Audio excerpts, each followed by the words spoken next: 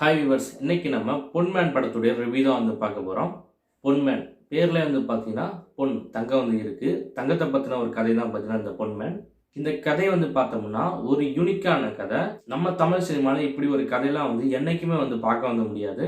மலையாள சினிமாவோட பெஸ்ட்டே பார்த்தீங்கன்னா நம்ம இப்படி இல்லாம படம் எடுப்பாங்க, இந்த மாதிரி ஒரு கதையெல்லாம் வச்சா படம் எடுப்பாங்க அப்படின்னு நினைக்கிற மாதிரி ஒரு கதையை எடுத்துக்கிட்டு அதுக்கு நல்லா ஸ்கிரீன் பிளே பண்ணி பார்த்தீங்கன்னா அதை பிளாக் பஸ்டர் கொடுப்பாங்க. மலையாள சினிமாவில் ஒரு சாதாரண கதையாக தான் இருக்கும், ஆனால் பார்த்தீங்கன்னா யூனிக்காக இருக்கும். அந்த மாதிரி ஒரு கதையை எடுத்துக்கிட்டு ஃப்ரெஷ்ஷாக ஒரு கதையை கொண்டாந்து அதுக்கு நல்லா ஸ்க்ரீன் பிளே பண்ணி பார்த்தீங்கன்னா அந்த படத்தை பயங்கரமான ஹிட் கொடுப்பாங்க. அதை தான் பார்த்தீங்கன்னா இந்த பொன்மேன் படத்தில் பண்ணியிருக்காங்க. இந்த பொன்மேனுடைய கதையும் பார்த்தீங்கன்னா ஒரு யூனிக்கான ஸ்டோரி. இந்த படத்துடைய ஒரு ஒன்லைனை என்னென்னு நான் சொல்ல வேணாம்னு பார்க்குறேன்.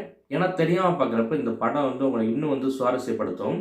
டிமாண்டி காலனி படம் பார்த்துருப்பீங்க. அந்த படத்தில் பார்த்தீங்கன்னா அந்த டிமாண்டியோட வாட்சை யார் எடுத்துகிட்டு போனாலும் அதை திருப்பி வாங்குறதுக்கு அந்த டிமாண்டி வருவான். அந்த படத்துல டிமாண்டி எப்படியோ அது மாதிரி தான் பார்த்தீங்கன்னா இந்த படத்துல பாசில் ஜோசப் இந்த படம் ஃபுல்லா பார்த்தீங்கன்னா தங்கத்தை வாங்குறதுக்காண்டி அவர் படாத பாடு படுறாரு. டிமாண்டி எப்படி அவரோட வாட்சை எடுத்துட்டு போன விட மாட்டாரோ, என்ன ஆனாலும் பறிச்சுட்டு தான் விடுவாரோ, அதே மாதிரி இந்த பொன்மேனான பாசில் ஜோசப் அவரோட தங்கத்தை மீட்கக்கூடிய போராட்டம் தான் பார்த்தீங்கன்னா இந்த பொன்மேன் படத்துடைய ஸ்டோரி. இந்த பொன்மேன் ஒரு வெல் ரிட்டன் எக்ஸலண்ட் எமோஷனல் டிராமான்னு சொல்லணும். பெஸ்ட் சினிமா ஒரு மீம் டெம்ப்ளேட் கூட இருக்கும், இதுதான்டா சினிமான்னு. அந்த மீம் டெம்ப்ளேட் பார்த்தீங்கன்னா இந்த படத்தை தான் பொருத்தமா இருக்கும்னு நான் சொல்லுவேன். இந்த படத்துடைய ஸ்கிரீன் பிளே அவ்வளோ எங்கேஜிங்காக இருக்கு.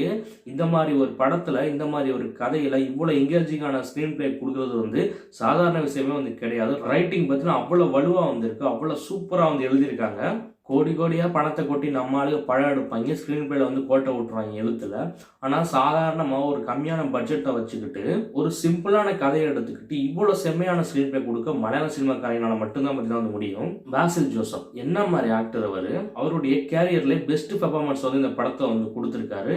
பிபி அஜய் சிங்கிற ஒரு கேரக்டர்ல பார்த்தீங்கன்னா வாழ்ந்திருக்காருன்னு சொல்லணும். பெர்ஃபார்ம் பண்றதுக்கான அவ்வளோ இடம் இருக்கு. எல்லாத்துலயும் பார்த்தீங்கன்னா பெர்ஃபார்மன்ஸை பிரிச்சு எடுத்துருக்காருன்னு சொல்லணும். என்ன மாதிரி ஆக்டரியான்னு சொல்ற அளவுக்கு பார்த்தீங்கன்னா பெர்ஃபார்மன்ஸ் இருக்கு. ஒவ்வொரு சீன்லையும் அவ்வளோ சூப்பராக பெர்ஃபார்மன்ஸ் பண்ணியிருக்காரு. அவரோட எக்ஸ்பிரஷனை பார்த்தீங்கன்னா எக்ஸலண்டாக வெளிப்படுத்தியிருக்காரு. இப்பவே பார்த்தீங்கன்னா பாசில் ஜோசப் பார்த்தீங்கன்னா ஒரு மினிமம் கேரண்டி ஆக்டர். அவர் நடிக்கிற படம் எல்லாமே சூப்பராக இருக்கு.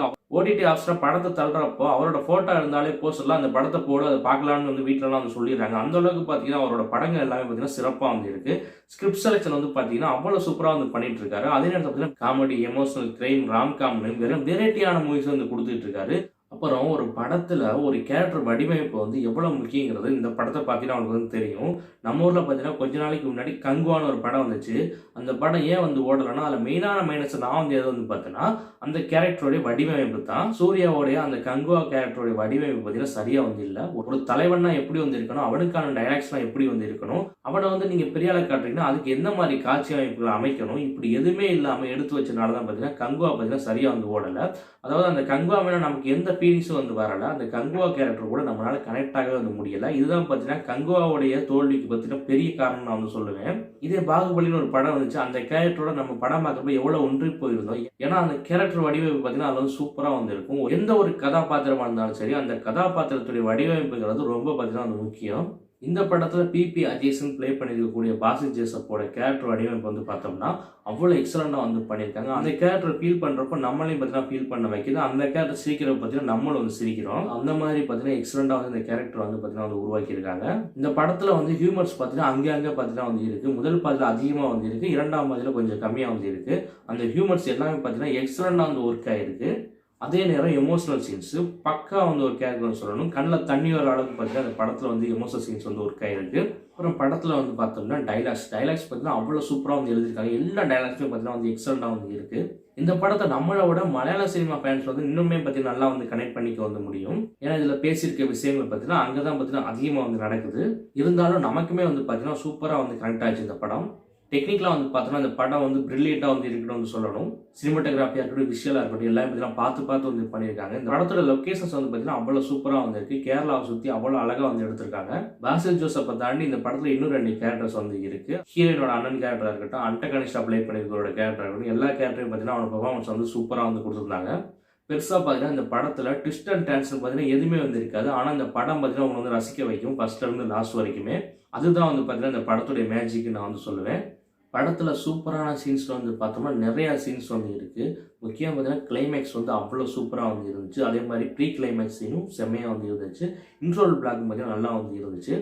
இந்த படம் வந்து பார்த்தீங்கன்னா ஒவ்வொரு தடவையும் பார்த்தீங்கன்னா மிஸ் பண்ணாமல் கட்டாயமாக பார்க்கக்கூடிய ஒரு படம் தான் நான் வந்து சொல்லுவேன். இந்த பொன்மேன் படத்துக்கு என்னோட ரேட்டிங் வந்து 5க்கு 4.75.